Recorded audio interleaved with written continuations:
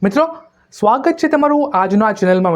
મિત્રો આજે આપણે વાત કરવાના છીએ કે તમારી પાસે જો ખાલી 2.5 વીઘા પણ જમીન હોય, 2.5 એકર પણ તમારી પાસે જમીન હોય તો પણ તમે મહિનાના મિત્રો 50,000 થી 1 લાખ રૂપિયા કમાઈ શકો છો।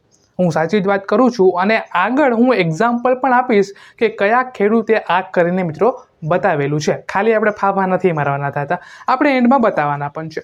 સૌથી પહેલાં આપણે એક વાત કરીએ કે મિત્રો 50,000 થી 1 લાખ રૂપિયા એક મહિનાના કોઈ ખેડૂત કમાઈ પણ શકે કે ના કમાઈ શકે। મિત્રો ગુજરાતની અંદર વાત કરું તો અહીંયા 70થી ઉપર પણ એવા ખેડૂત છે જેની પાસે ઓછી જમીન છે અથવા 3 વીઘાથી 3 હેક્ટરથી ઓછી જમીન છે એની પાસે। એટલે કે મોસ્ટ ઓફ ખેડૂતો જે છે ને એની પાસે ઓછી જમીન જ છે। કોક જ એવા 10 કે 15% ખેડૂતો હોય જેની પાસે 300 વીઘા, 400 વીઘા, 500 વીઘા મિત્રો જમીન હોય, તો કોક જ એવા ખેડૂતો છે મિત્રો। તો નાના ખેડૂત મિત્રો પૈસાદાર બને તો બને કઈ રીતના મિત્રો? સૌથી પહેલાં તો આપણે એ વાત કરીએ મિત્રો કે આપણે જે જૂના જમાનાની ખેતી કરતા હતા એ હવે આપણે સ્ટોપ કરવું પડશે। જૂના જમાનાની ખેતીની વાત કરું તો આપણે કંઈક જૂની પદ્ધતિથી આપણે ખેતી કરતા હતા। પહેલાંના જમાનાની વાત કરું તો ઘણા લોકો આજે પણ મિત્રો ઓર્ગેનિક ખેતી કરે છે। હું માનું છું કે ઓર્ગેનિક ખેતી છે ને એ એકદમ મસ્ત છે, પણ એ મિત્રો પૈસા ઝડપથી બનાવતી નથી। એટલે કે આપણે મિત્રો ઓર્ગેનિક જો ખેતી મારે કરવી હોય તો એમાં મને સક્સેસ મળતા વાર લાગશે। 3, 4, 5, 6, 10 વર્ષ પણ વયા જઈ શકે મિત્રો, કેમ કે ઓર્ગેનિક ખેતી છે। અને જો હું રાસાયણિક ખેતી કરું કે કેમિકલ નાખીને ખેતી કરું તો એમાંથી મને ઉત્પાદન મળે છે મિત્રો, પૈસા મને ઇન્સ્ટન્ટ મળે છે। ધારો કે મેં કાંઈક વાવેતર કરેલું છે અને એમાં દવા મેં નાખી તો ઉત્પાદન મને એનું મળશે અને એના મિત્રો મને ભાવ મળશે, ઇન્સ્ટન્ટ મળશે।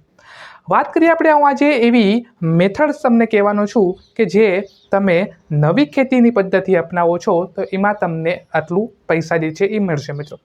સૌથી પહેલાં તો આપણે વાત કરીએ મિત્રો હવામાન અને જમીનની ચકાસણી કરવી મિત્રો। હવામાન જો તમારે ચેક કરવું હોય તો આજકાલ તો ટેકનોલોજી આવી ગઈ છે મિત્રો। તમે મોબાઈલમાં પણ જોઈ શકો છો કે કયા લોકેશન ઉપર કે કયા ગામમાં શું હવામાન ચાલે છે એ તમે મોબાઈલ ઉપર પણ જોઈ શકો છો।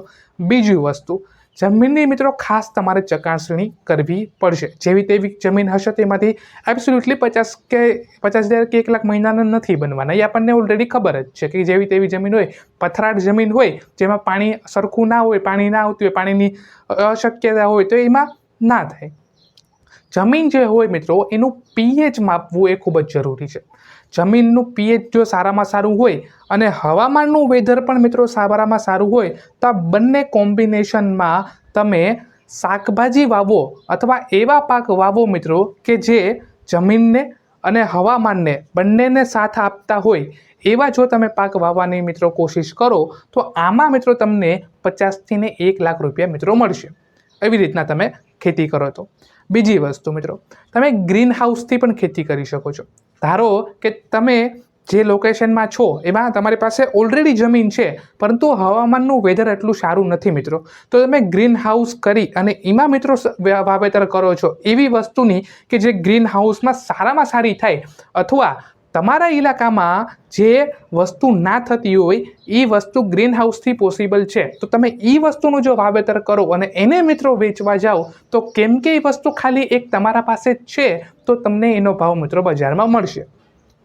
વાત કરીએ આપણે બકાલાની તો તમે ઘણા બધા મૂળા છે, ભીંડા છે, ગુવાર છે, આ એવી વસ્તુ છે મિત્રો જેના ઉનાળામાં ભાવ હોય, ચોમાસામાં પણ મિત્રો ભાવ હોય, તો આ અમુક એવી વસ્તુ છે।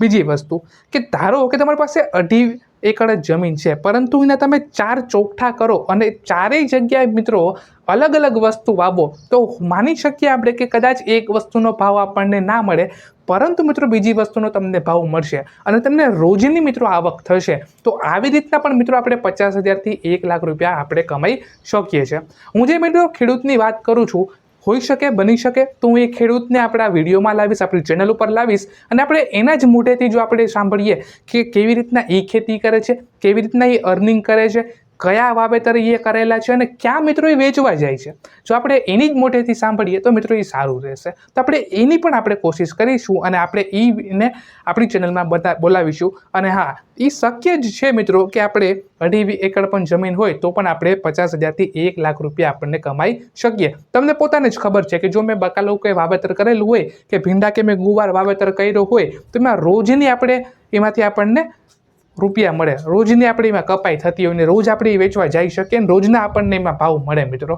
પરંતુ આપણે વેચવા ક્યાં એ એક ખાસ ધ્યાન રાખવું પડે. આપણી જે જમીન છે એમાં આપણે વાવેતર કરીએ છીએ એનાથી ને એ વેચાણનું કેન્દ્ર કેટલું દૂર છે એ આપણે ધ્યાન રાખવું પડે મિત્રો. તો આવી નાની મોટી વસ્તુઓ છે એ આપણે ધ્યાન રાખીએ મિત્રો તો ડેફિનેટલી આપણે આટલા પૈસા મિત્રો કમાઈ શકીએ છીએ. આજના વિડીયોમાં આટલું જ.